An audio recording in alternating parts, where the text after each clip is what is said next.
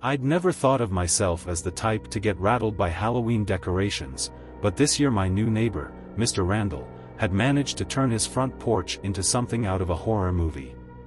Yet, it wasn't the decorations that were unnerving, exactly, it was the man behind them. He'd moved into the house across the street about 2 years ago, and every Halloween since then his porch would undergo this transformation, but I'd never seen him erect or dismantle the decorations. It was Halloween night, and my friends Mark and Tom and I had just come back from a party a few blocks down. The street was still alive with kids in costumes and flickering jack-o'-lanterns. We were walking back to my house when Tom leaned over and elbowed me, nodding towards Mr. Randall's house. "Jake, look at that," he whispered, again nodding toward Randall's front porch.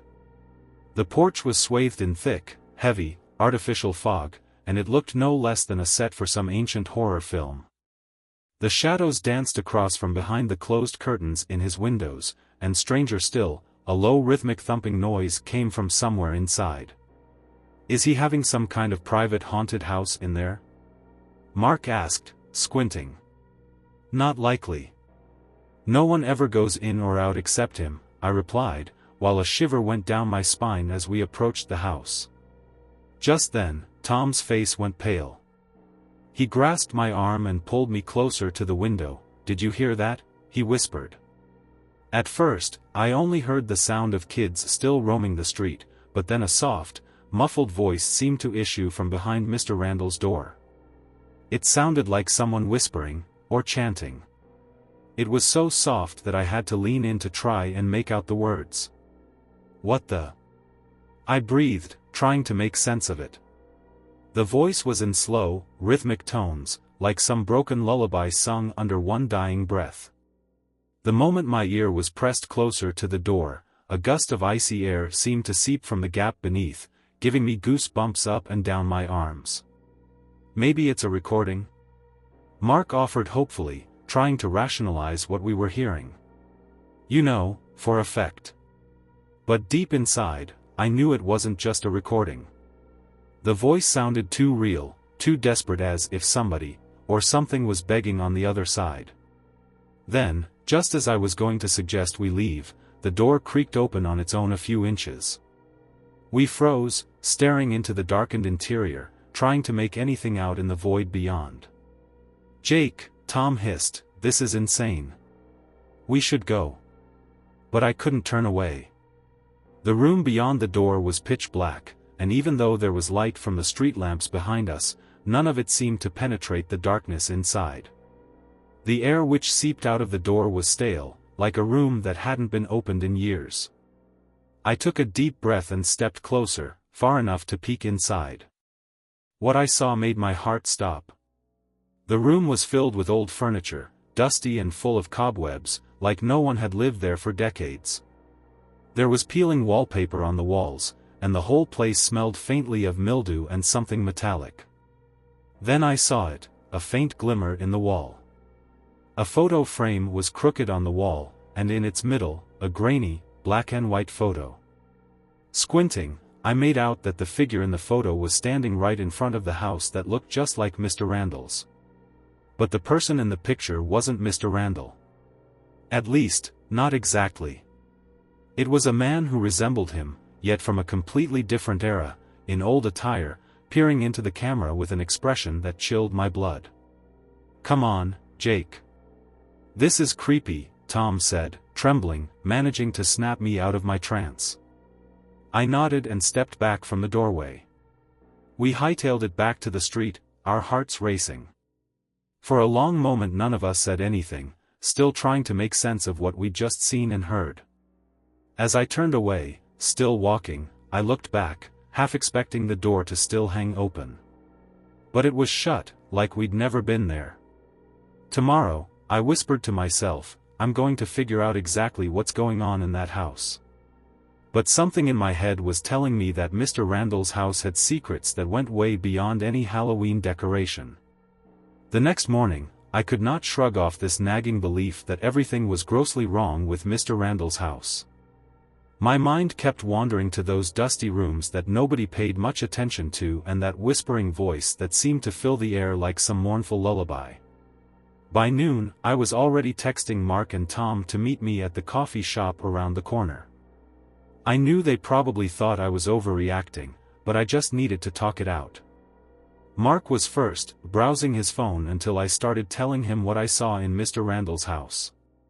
Then, the relaxed expression was gone. When Tom showed up some minutes later, he was much less eager.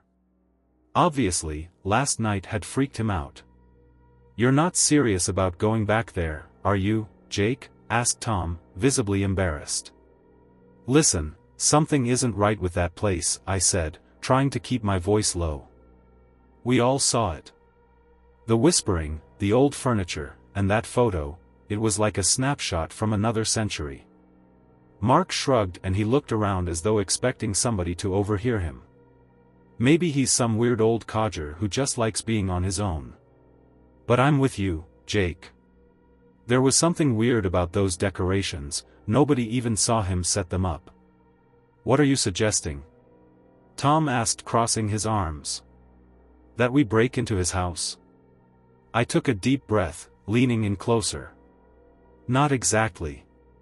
I just think we should keep an eye on him, see if he does anything weird tonight." Tom frowned but didn't argue. I could tell he didn't want to admit it, but he was as curious as I was. Mark, ever the pragmatist, nodded. "Fine. Let's meet up later tonight and keep a lookout." We met that night, under the big oak opposite Mr. Randall's house at about 11 p.m. The street was deserted, quiet except for the intermittent rustling of leaves. The houses surrounding us were out of lights, and most of the neighbors seemingly had gone to sleep. Mark broke the silence. "All right, Jake. We're here. What exactly are we looking for?" I shrugged, feeling a little ridiculous. "Anything strange? A light, movement, whatever might explain what we saw last night." For a while, we waited in silence. Minutes passed, stretching into an hour, and nothing happened. Just when Tom was going to suggest we leave, a faint glow appeared in one of the second-story windows of Mr. Randall's house. It was dim, flickering, almost like candlelight. "There," I whispered, nudging Mark and Tom. We squinted our eyes, peering to the faint light. Then we heard it again, the same whispering chant as last night, only this time it was clearer. The words were still too quiet to understand, but they were slow and rhythmic, almost ritualistic. Tom stepped backward, his face pale. "This is insane. It sounds like he's praying or something." "Or chanting," Mark filled in, his voice barely audible. The whispering simply continued, its cadence weaving an eerie melody that filled the cold night air. Then, in that instant, the whispering stopped, and the faint light in that window disappeared. "Did he see us?" Tom whispered, eyes nervously cast at the now darkened window. I never got to answer him, though, because the creaking of the front door cut through the night air. We all paused, holding our collective breath as Mr. Randall stepped onto his porch, his silhouette barely outlined in the darkness. He didn't move, didn't even turn to look in our direction. He just stood there, looking out into the deserted street, as if he listened to something none of the rest of us could hear. Then, all of a sudden, he turned right toward us, his eyes cold and unblinking.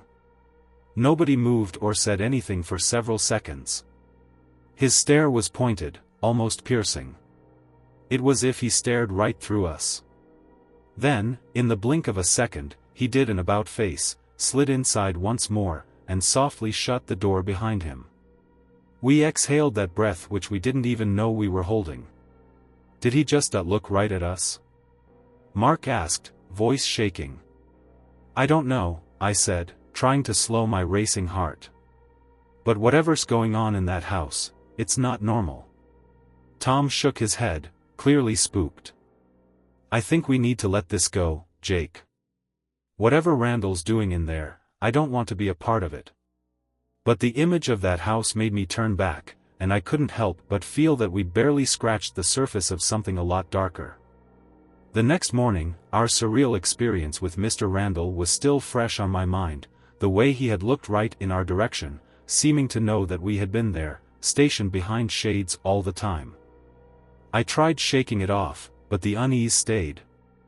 I called Mark at noon, and was amazed to find he needed no convincing at all to get together. Those weird happenings the night before had seemed to grab his attention just as they had mine. Tom was a different story, texting back far more reluctantly, until finally, I persuaded him to meet us at the diner on the edge of town. By the time we sat down, I could tell Tom was still on edge. He played with his coffee cup, his eyes darting around as though expecting Mr. Randall to walk through the door at any moment. "This is a bad idea," Tom said, his voice low. "Whatever Randall is doing in that house, we shouldn't be poking around." "Perhaps," I said, "but aren't you the slightest bit curious? We all saw him. He was chanting. And there's just something about that house, it's like it's stuck in a moment of time." "Maybe he's just eccentric," Mark suggested as if trying to reason through the scenario, but even he was a little unsettled. "I mean, some people are just weird, right?" "But," he paused, "you're right, Jake. It doesn't explain everything." We sat around considering our options, none of us wanting to admit the fact that we were really scared. I finally said what we all were thinking but didn't want to: we needed to find a way back into that house. That evening, under a darkening sky, we met outside Randall's place, our flashlights barely cutting through a thick mist that had blanketed the whole neighborhood. That old, familiar chill could be felt, but this time we were standing on Mr. Randall's porch, looked upon by his front door just mere inches away. "Are we seriously doing this?" Tom asked, his trembling voice low as he looked over his shoulder. "If we don't, we'll never know," I replied, not quite sure if I believed my own words. I took one great breath and extended my hand to twist the doorknob. Surprisingly, it moved with exceeding ease, and the door creaked open. All inside was still, blanketed in silence and shadows. The air was thick with dust inside, and something else that a strange, metallic smell which set the hairs rising on the back of my neck. We emerged out into the hall. The floorboards creaked under our feet. The house was just exactly as it had been the night before, dark and cold and unsettlingly untouched. We might as well have walked into a house that had been abandoned for years.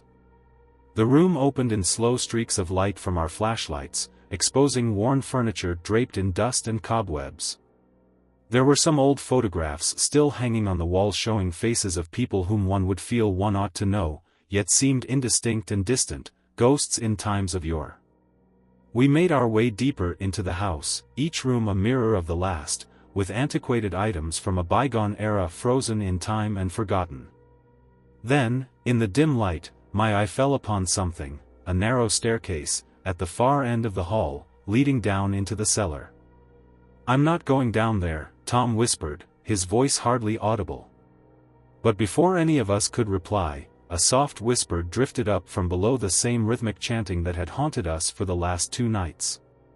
It was low, almost melodious, and unmistakably human. Mark and I looked at each other. It was unspoken that we had no option. With Tom hesitantly behind us, we went down the stairs. The stairs creaked under each foot. One by one it seemed to protest against something.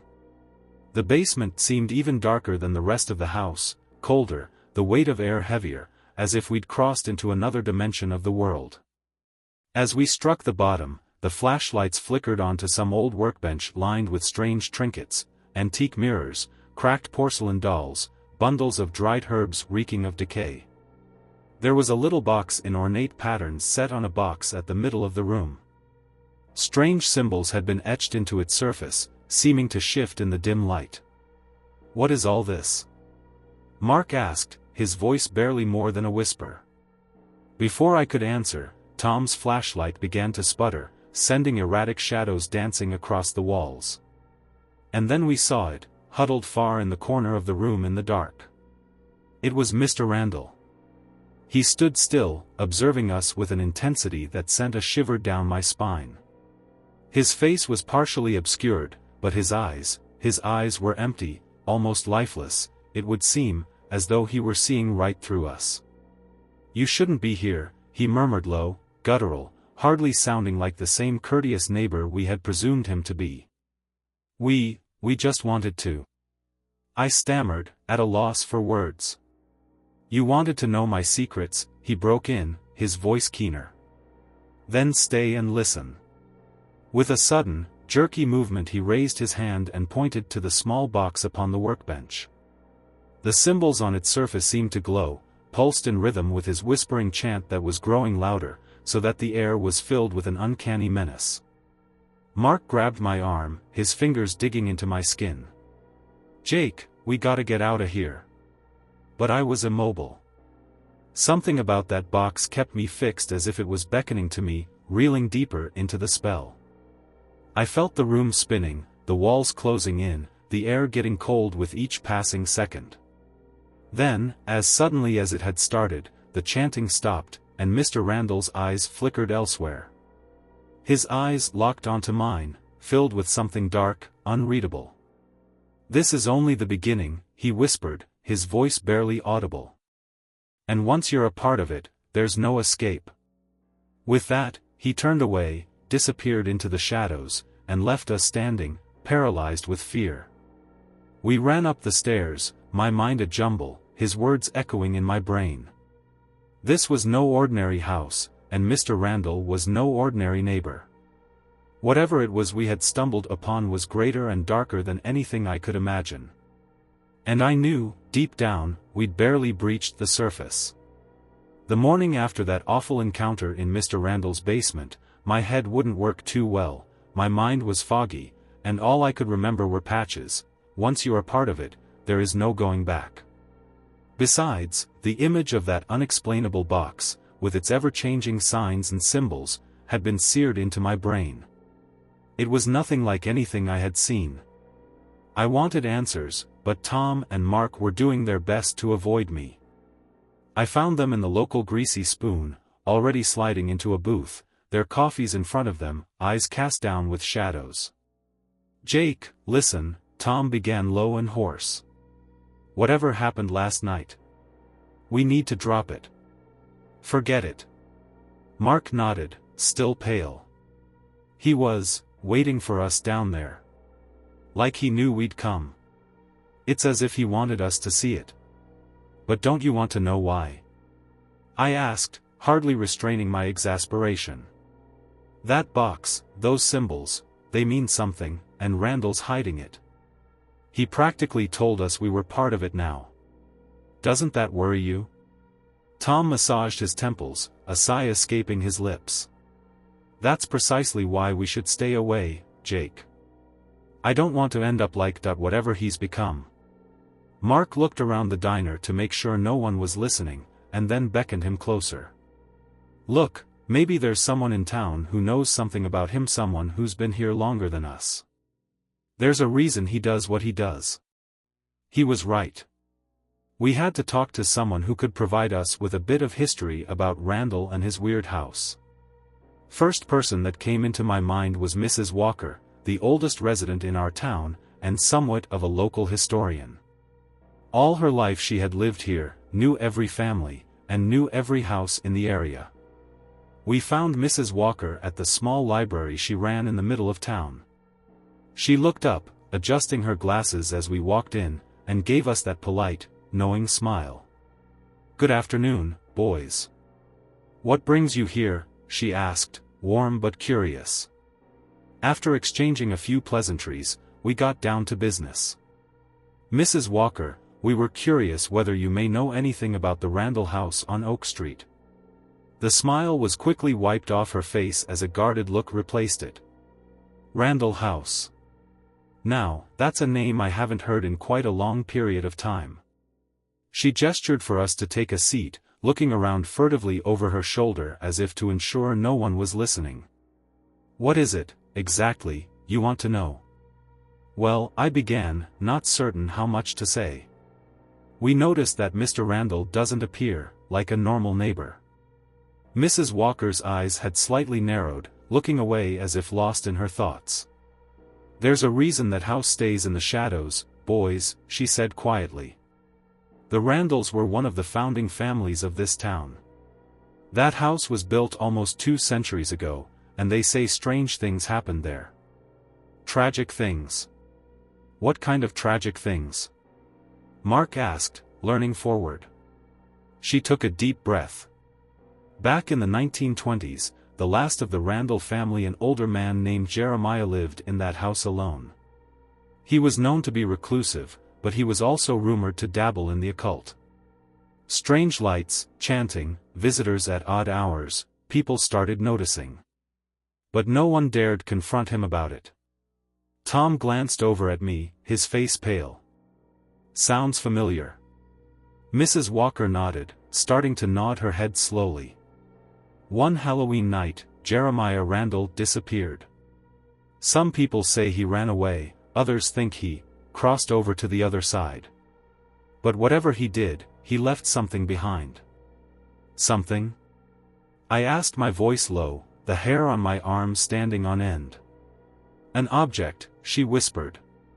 A small box, with strange markings on it. They say it held a power. Something no one in this town was meant to understand. Mark's voice trembled. We saw it, Mrs. Walker. Last night. Randall had that box. Mrs. Walker's eyes widened, her face suddenly pale. Listen to me, boys. If he has that box, then he's part of whatever Jeremiah left behind. That box was meant to connect the living to something else. She stopped, her eyes suddenly cold, serious. Stay away from that house. Whatever's there, it's not meant for you. It's not meant for anyone. Now, as we emerged from the library, the weight of her warning pressed down on us. But curiosity was eating at me. Mrs. Walker's tale had only deepened the mystery.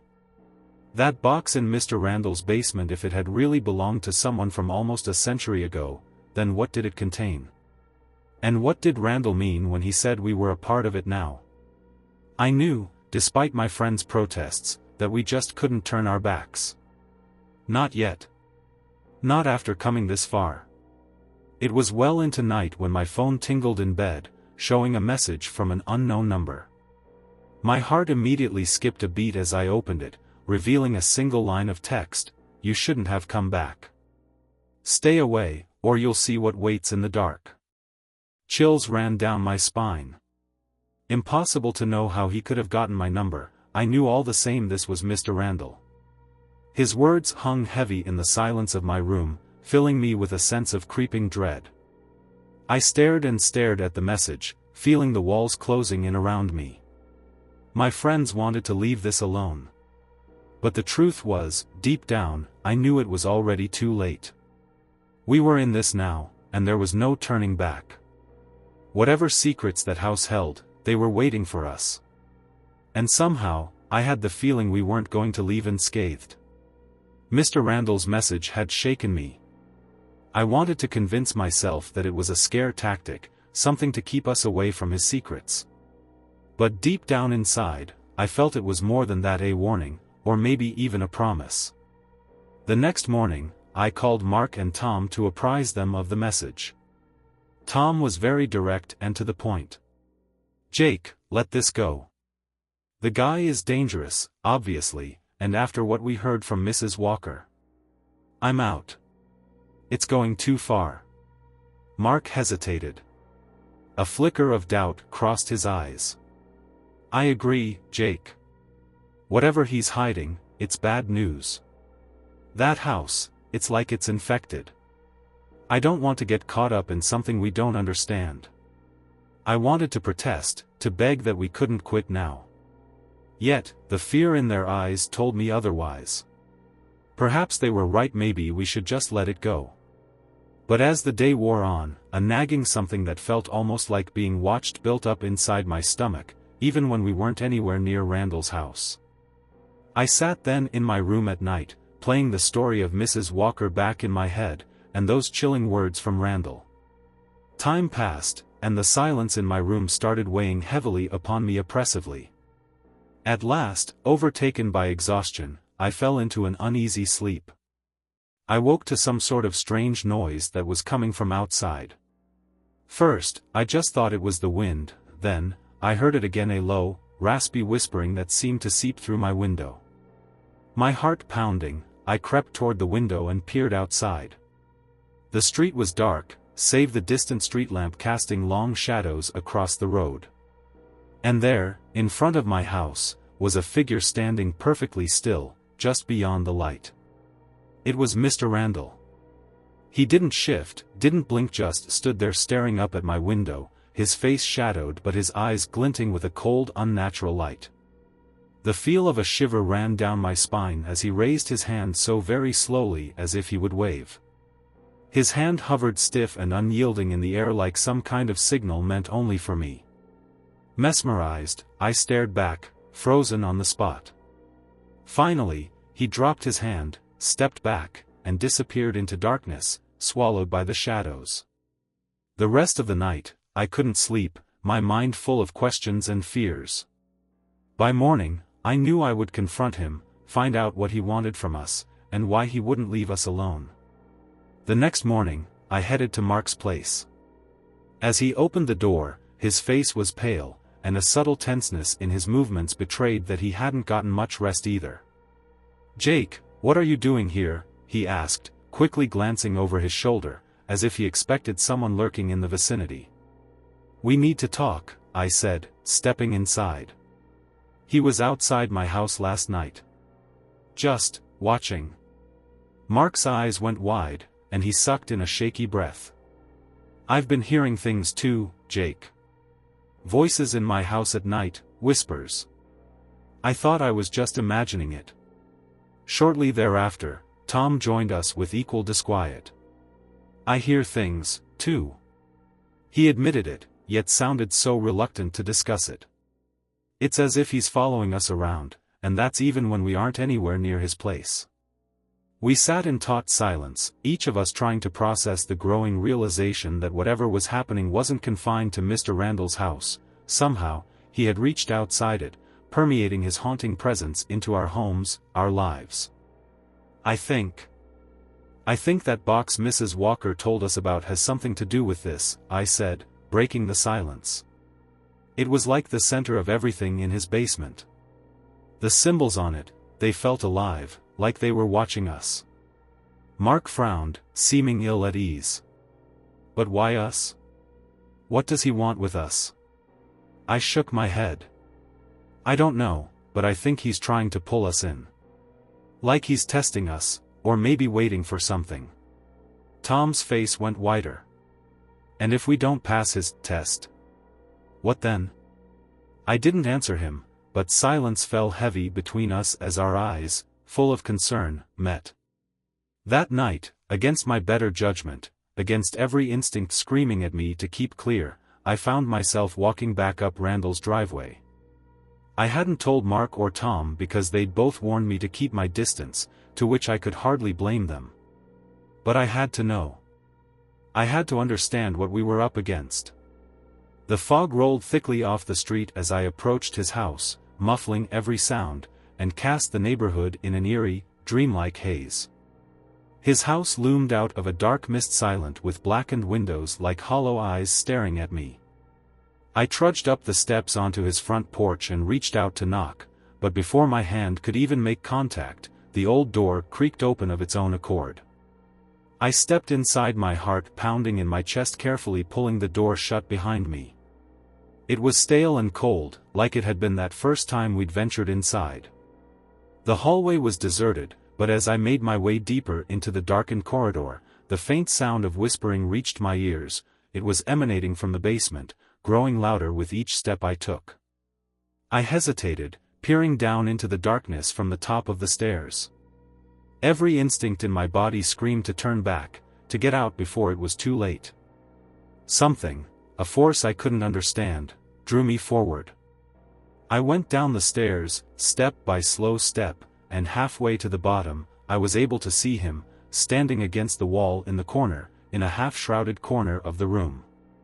He faced away from me, murmuring softly to himself, his soft voice carrying that cadence I had heard before. "Mr. Randall," I said, my voice barely above a whisper. He ceased to chant, didn't turn around. The room cold, a sense of dread settled over me as I waited to see if he would acknowledge my presence.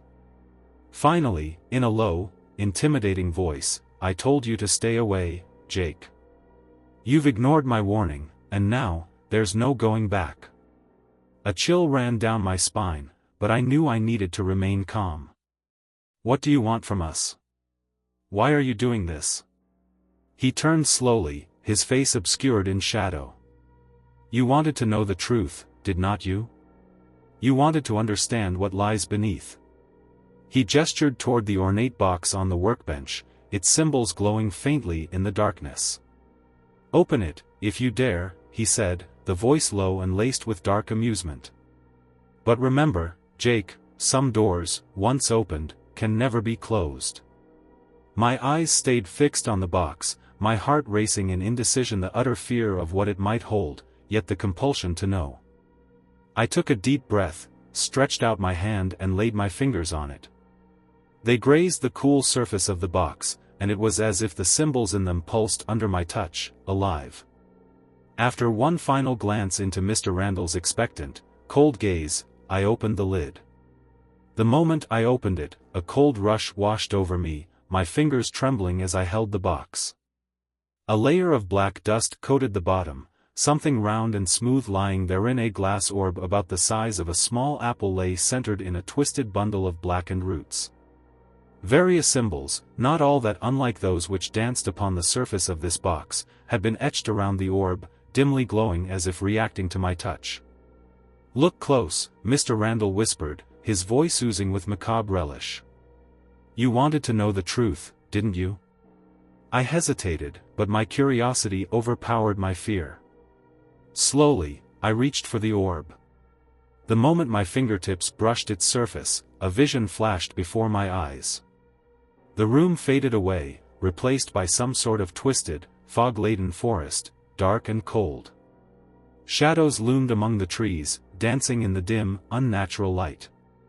There, right in the middle of it all, was Mr. Randall, yet not at all as I had ever seen him, his face younger, his eyes brighter, and yet still full of that same haunting emptiness.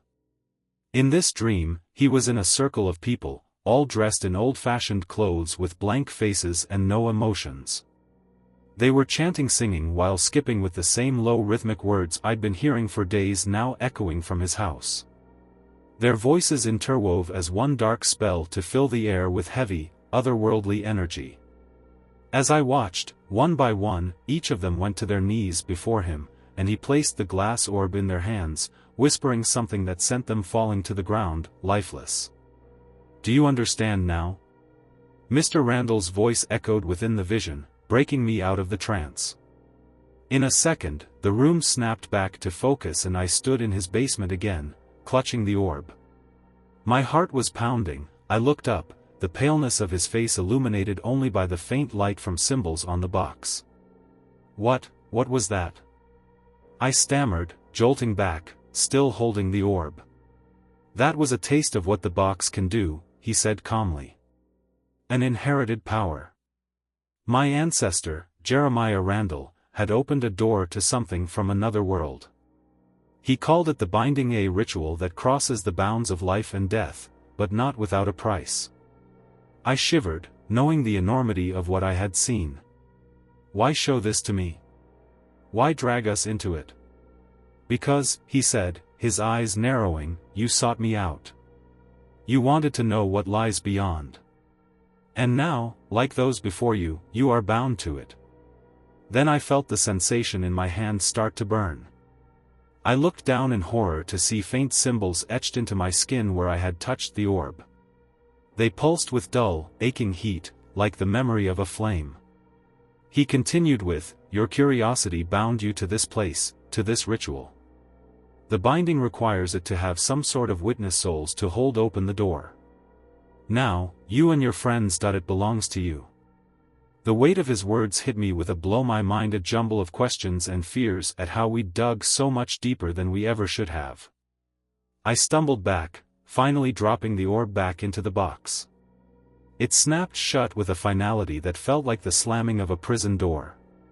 You can't keep us here, I said, my voice shaking but defiant. Whatever this is, We didn't agree to this. Oh, mais si, he said, his tone all but mocking. The moment you entered my home, the moment you pried into my secrets, you agreed. The binding has already begun, and each of you is now connected to it.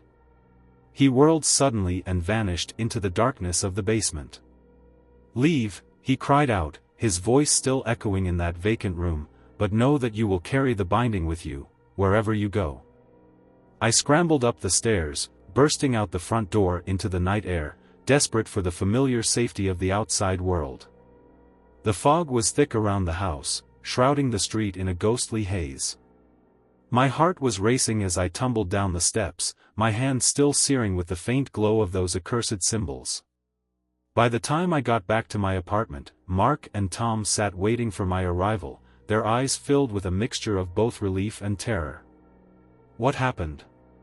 Mark asked, shaking my shoulders. Where did you go? We've been calling you all night.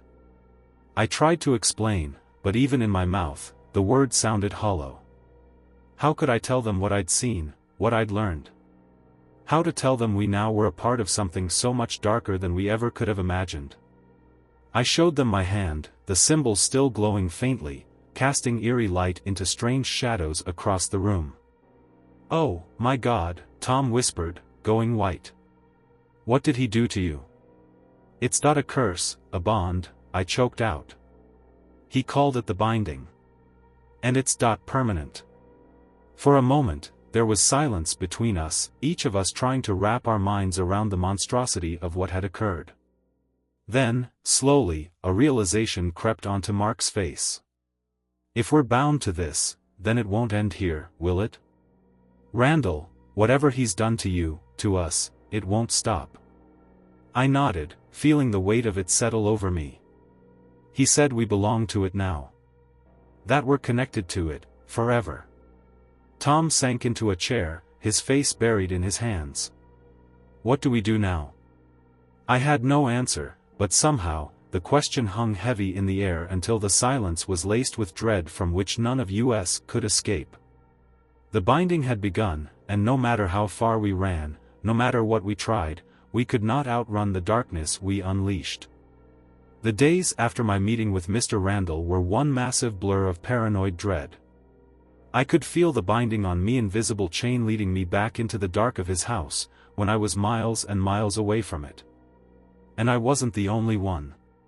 Mark and Tom had grown distant, each of us dealt with the aftermath in his own way, none of us shook the feeling that something was watching us, lurking just out of sight.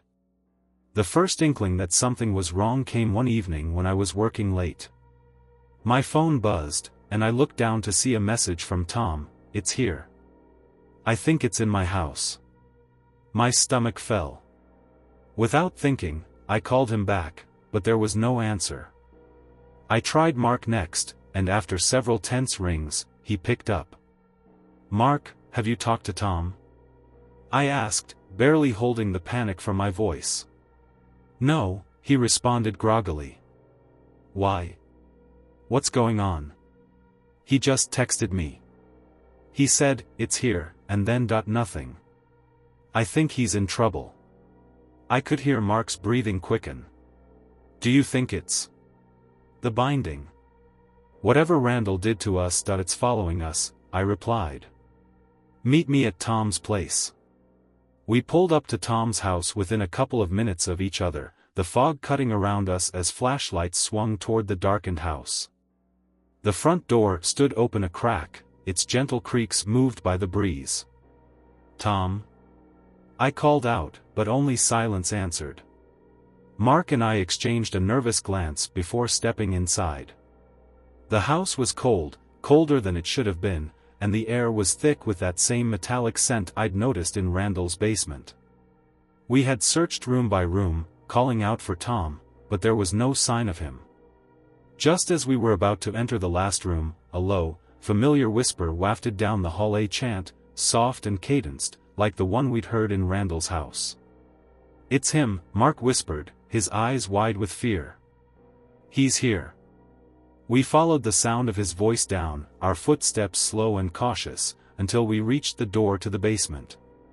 It was open, leading down into complete darkness. "No way," Mark whispered, shaking his head. "I'm not going down there." But I couldn't leave Tom behind. I steeled myself and took the first step, motioning for Mark to follow. Reluctantly, he did, his flashlight casting eerie shadows on the walls as we went down. The basement was pitch black, save the low whispers that seemed to come from every nook and corner. We moved forward, the flashlight sweeping the room, until, quite suddenly, the beam of my light landed on something that sent my blood cold. There he lay, in the center of the floor, perfectly still with wide unblinking eyes and his mouth parted as if frozen in mid-scream. Around him had been drawn symbols in what looked like ash, the same symbols that had burned into my hand. I rushed to his side, shaking him. "Tom! Tom, wake up!" But he didn't. He was icy to the touch, the blood drained from his face. Mark knelt beside me, shaking, as he checked Tom's pulse. "He's alive," Mark whispered, but full of relief. "But, it's like he's stuck." A shiver ran down my spine. I knew all too well what he meant. Tom was there physically, but something was holding him hostage and keeping him in one place. It was as if the binding had held on to him and sent him into a type of limbo. We stood and stared at him as the whispering rose to a murmur, heavy in the air. And then, from behind him, a form emerged, a figure in black, pale and ghostly, with eyes that shone like lanterns in the hollow of his head. It was Mr. Randall. "What do you want from us?" I shouted, leaping up. "Why are you doing this?" He smiled, a twisted, empty smile that chilled me to the core. "You came to me, Jake. You wanted to know my secrets, and now you're part of them. The binding requires souls, those willing and those unwilling." I clenched my fists in anger that boiled within me. "Let him go. Whatever this is, end it. You've gotten what you wanted." He leaned his head sideways, and his face was unreadable. "There's only one way to end it, Jake. Only one way to break the binding." "What's that?" Mark asked, his voice trembling. Randall's smile widened. "Complete the ritual. Finish what Jeremiah started all those years ago. Only then will you be free." His words hung in the air, thick and conclusive, filled me with a dread I couldn't shake. "What does that even mean?" I demanded. "What ritual?" The figure of Randall wavered, like a candle flickering in the breeze. "You shall know when the time shall come," he whispered. "Know this: you shall be tied upon this earth, to me, until it is done, and there is no escape for you." And so, saying, he disappeared, leaving only the very faint whisper of his voice in my ears. Mark and I managed to carry Tom out of the basement and up to his room, but he remained unresponsive, cold, still, trapped it seemed in some invisible prison. We were with him for the rest of the night, watching him as the shadows danced across the house, filling every corner with a feeling of foreboding. By morning, he finally stirred, his eyes opening slowly as he blinked up at us in confusion. "Jake? Mark? What happened?" We exchanged a look of relief, but I could see the fear in Mark's eyes. Tom might be back, but we all knew that we were still bound to Randall's curse, still haunted by the shadow which lingered over us. Randall's words still echoed in my mind: only one way to break the binding. But what did that even mean? What ritual was he talking about? Whatever it was, I knew we really didn't have much time. The binding was closing in on us, tightening its grip. And if we didn't find a way to end it soon, we might never escape. We sat in silence, 3 bodies, 1 mind, steeped in the same unspoken fear. The binding is merciless, and as the shadows deepened, we realized there was only one direction left to go. We needed to go back to Randall's house. This time, we were ready for whatever was waiting inside. The decision to return to Mr. Randall's house was to sign our names on a warrant for death. We 3 knew it was the last chance for escape from the binding. If that failed, it would be irretrievable. We had assembled in the late afternoon, having gathered at my place. Tom looked pale but resolute, his eyes with that haunted look of a man who has seen too much. Mark, the ever-skeptical one, was tense, yet determined, trying to keep his focus keen against the fear growing up his spine. "This is it," I said, trying to keep my voice from shaking. "Whatever we're facing in there, we can't back down. If we don't see this through, we're stuck." We trudged off down the road toward Mr. Randall's house, our feet heavy and silent. The sun had barely started to set, casting an eerie orange tinge on the street, and a fog was starting to develop, growing thicker as we approached Randall's place. We had come to a house that seemed to be inside a veiling mist, its windows were dark as hollow eyes staring out. My heart was pounding as my hand went to the door, opening it with a deep breath, hence, I heaved open the door. The air was thick and heavy-laden inside, pressed upon one, fitted with the metallic scent which we'd come to associate with Randall and the binding. We walked down the hall, each of us with a flashlight in hand. Every step felt like one more into an ancient and dark march, as if the house was alive and observing each move, just waiting for us to make our next move. "Let's go find the basement," Mark said, barely above a whisper. We went up to the staircase that led down, and my heart had just sunk. Below, shadows danced at the bottom, their movements somehow incapable of being rationalized. We slowly went down, cutting through the heavy darkness as we descended, until flashlights lit the basement. There, in the center of the room, stood Mr. Randall, perfectly still, his face hidden in the shadows. In his hand he held the same ornate box we'd seen before, its symbols glowing faintly, casting a ghostly light across his face. "You've come," he said, his voice low, an echoing whisper. "I knew you would. What do you want from us?" Tom demanded in a shaking voice. "Why drag us into this?" Randall's eyes gleamed with dark satisfaction. "The binding is older than you can imagine, Tom." Jeremiah Randall opened the door, but it was never closed. "Each year, it requires participants. And this year, it's you." He set the box on the ground and stepped back, gesturing for us to come closer. The markings on the box appeared to be pulsating. It was as if its heartbeat beckoned us closer. "You want freedom?" he asked, his eyes burning with intensity. "Then you must finish what Jeremiah started. Complete the binding, and you'll be free." Mark turned to me, his face ashen. "What's he talking about? Complete it how?" Randall gave a slow, dark smile. "The ritual must be sealed with the acceptance of 3 willing souls. Each of you must place your hand upon the box and speak the words. Only then will the binding be complete. Accept it?" Tom's voice broke with panic. "We're supposed to willingly bind ourselves to, what, exactly?" "To the truth," Randall said matter-of-factly. "To the darkness beyond. Those who would understand also must pay the price." The room was growing colder now, and I felt a strange tugging toward the box, as if it were calling me to it. Yet instinct told me to resist, run, get away from whatever this was. "Jake," Mark said, yanking on me.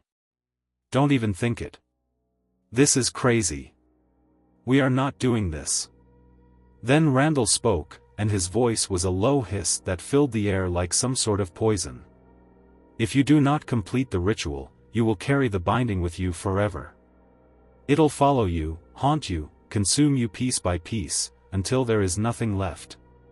Your choice, boys. Either way, the binding claims its own." There was a heavy silence that fell between us. If he said it, it meant that if we didn't do it, we would never be free. We saw what it did to Tom, how it could freeze him in that state and entrap him between life and death. Was this our fate? Should we resist? I swallowed a quivering breath as I stepped forward, eyes nailed onto the box. "If we do this, we are free? You swear?" Randall nodded slowly. "You have my word." Tom looked at me, his eyes wide with fear. "Jake, don't. We don't know what we're agreeing to. But I felt the weight of it all crushing me. We don't have a choice, Tom. If we want out, we have to do this. With one final glance at my friends, I fell to my knees beside the box, its cool surface bit at my hand. The cymbals beneath my fingers pulsed, sending a weird warmth coursing through my skin. Randall began chanting. His voice was a dark melody that filled the air, and slowly Mark and Tom knelt beside me, their hands joining mine on the box. We echoed his words, whispered the syllables that were strange to our tongues, unnatural and heavy. It seemed as if the room shifted with every word uttered inside it, the walls bending inwards, the air growing cold.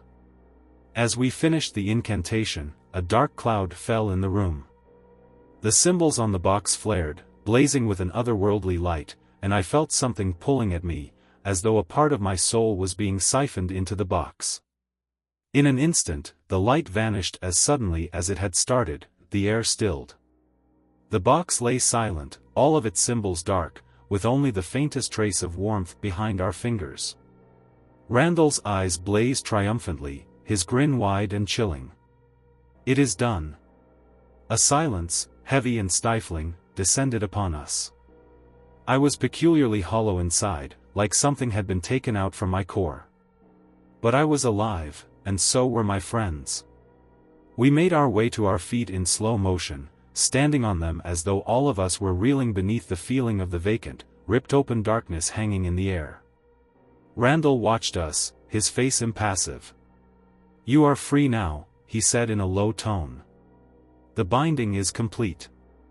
With that, he turned and disappeared into the darkness, leaving us alone in that empty, dark cellar.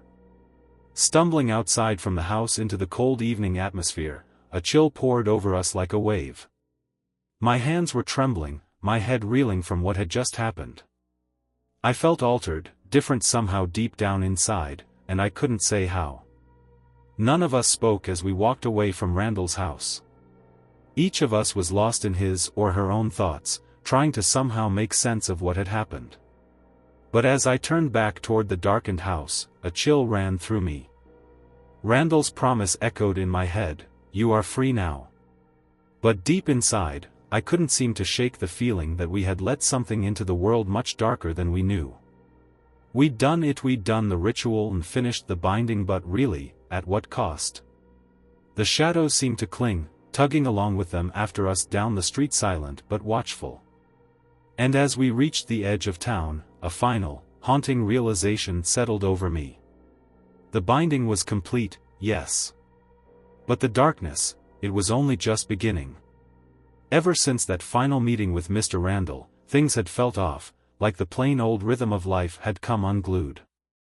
We'd done the binding, were free to hear Randall's dark promise, but inside, something gnawed at me, strange, unwanted feelings that couldn't be washed away. It wasn't only me, either. Mark and Tom were exhibiting the same symptoms, as if something vital had been siphoned out of us down in that basement. The first portent that really something was amiss came one evening when I was out walking alone to clear my head. As I passed through the deserted streets of our town, I felt a presence following me, a shadow flickering in the periphery of my vision. Every time I turned around, there was nothing. Just the silence of the empty street. I hastened my steps, telling myself it was mere paranoia, some residual fear from our run-in with Randall.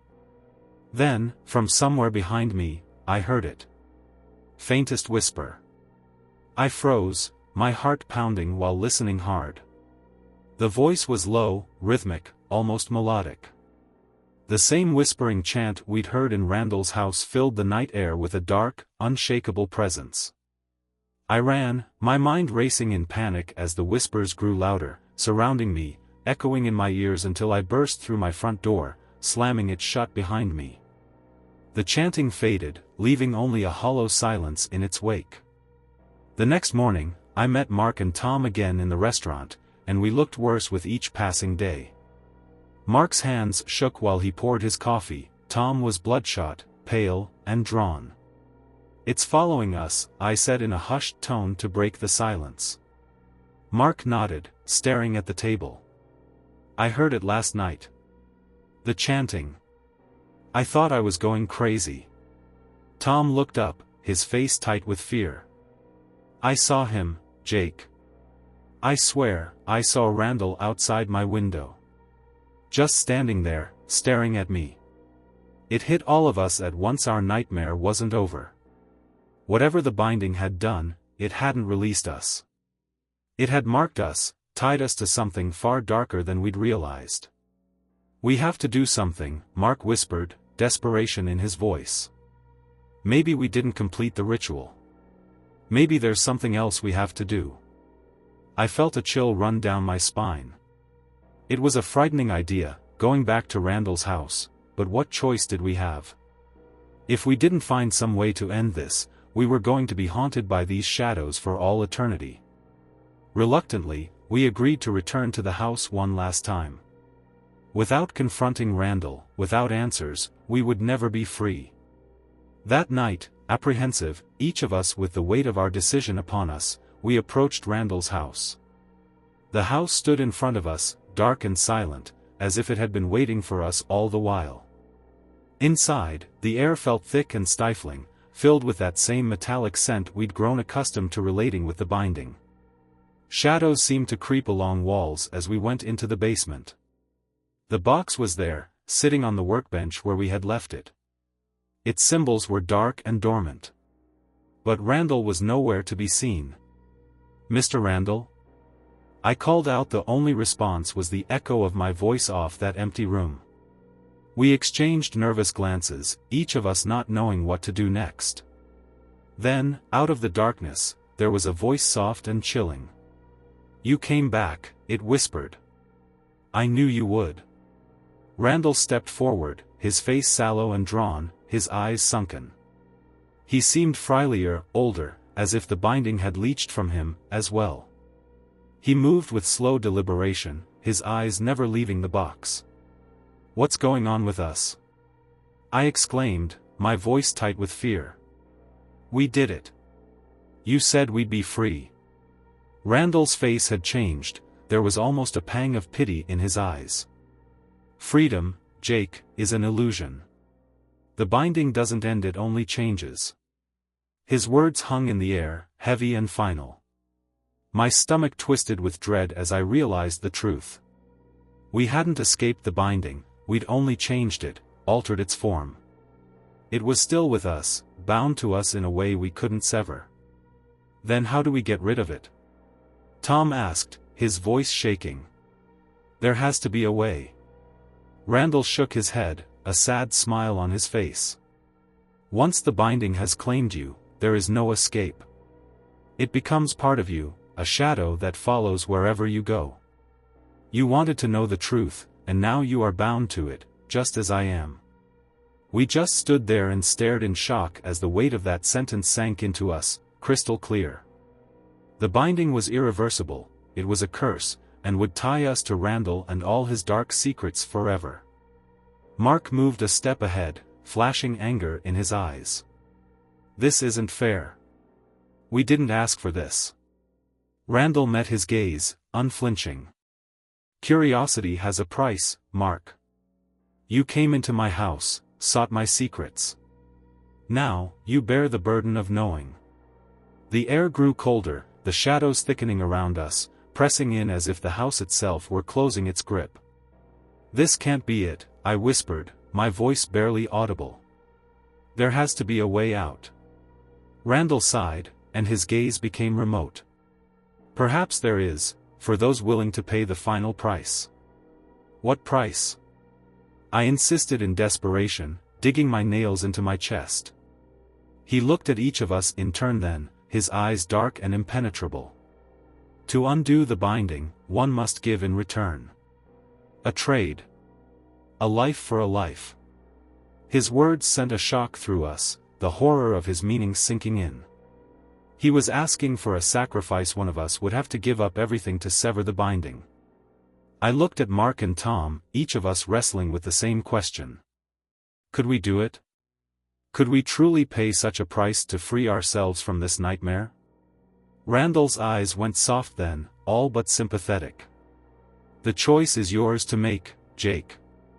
But know this: if you do not take any action, the binding will consume you piecemeal, until there is nothing left."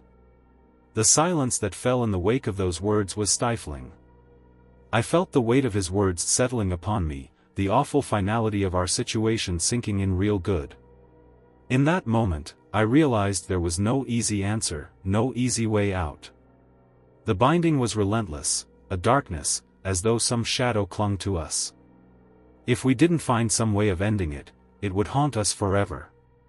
As we left Randall's house, the weight of the decision lay heavily upon us. The shadows followed, whispering to us, reminding us our time was running out. One option remained: we had one final act that could sever the binding once and for all. But the cost, that would be unimaginable. We walked out of Mr. Randall's house in silence, the horrifying decision looming before us. I couldn't get his words out of my head: cold and unshakable dread, a life for a life. There was going to have to be some kind of sacrifice to do the binding.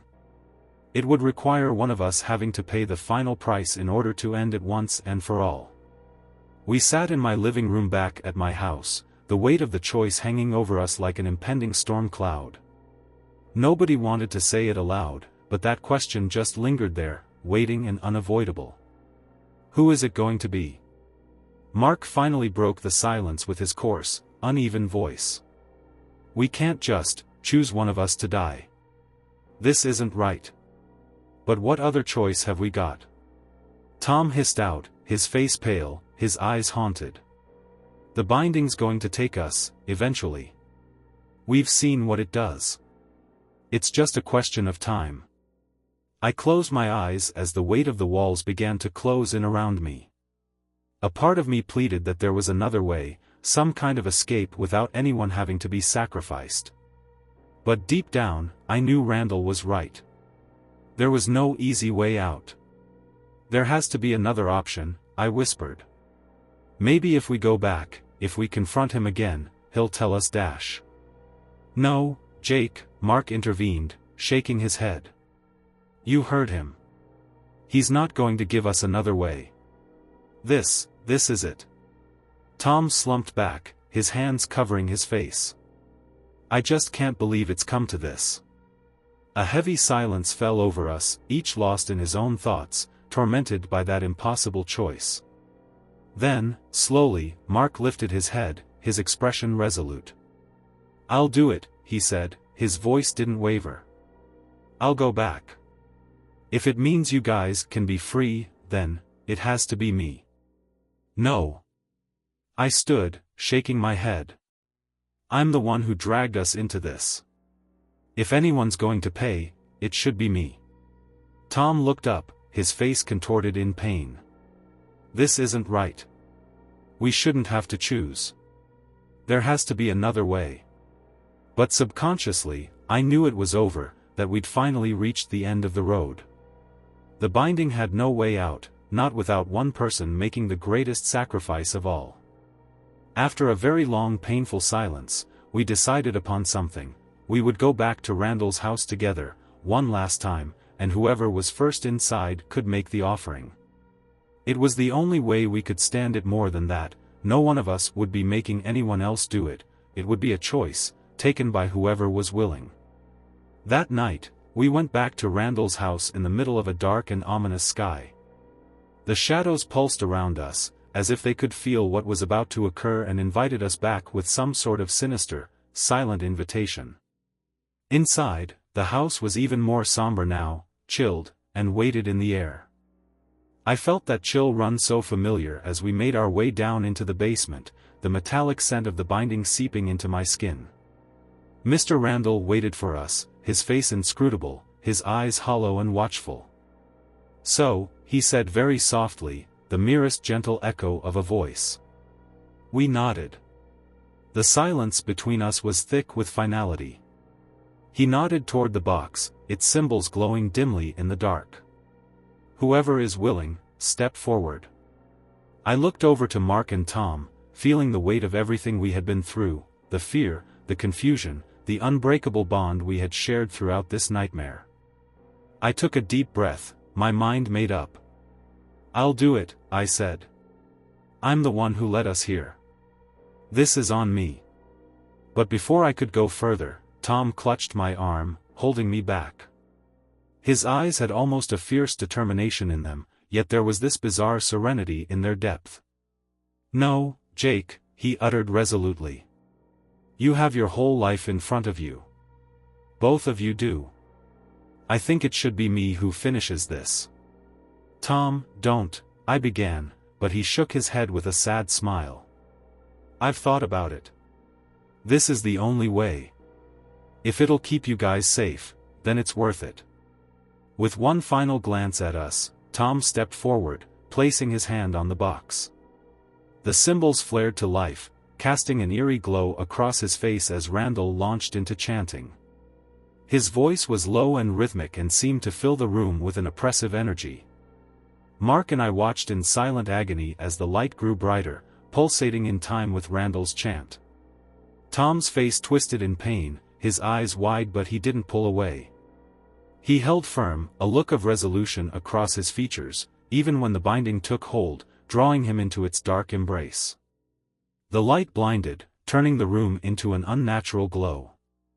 And then, just as suddenly as it had started, it was over. The light faded, the symbols dimmed, and Tom collapsed to the floor, eyes closed, shallow breathing. Randall stepped back, impassive. "The binding is complete." Mark and I ran to his side, our hearts clutched with fear, dropping to our knees beside him. He opened his eyes, peering up at us slowly with a weak smile on his lips. "It's over," he whispered, just a hint of tone in the word.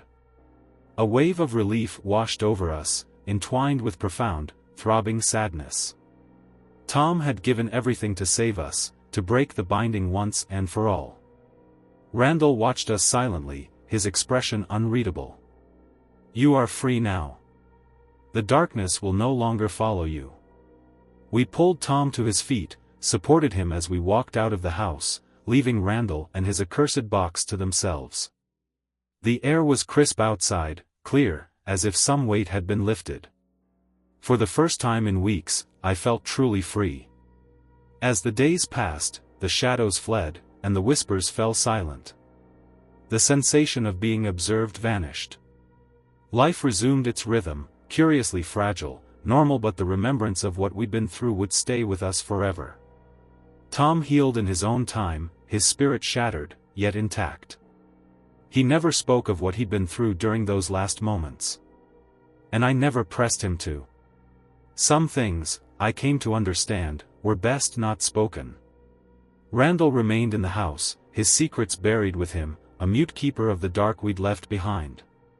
It was a done binding now, and if we broke free from it, I knew its shadow would always fall over the house, waiting and watching, biding its time. It was a price we'd paid, yet one the binding was eternal. And in these quiet nights when the world is still, I sometimes feel it like a whisper, a faraway echo of the darkness we'd faced. For some doors, once opened, are never really closed.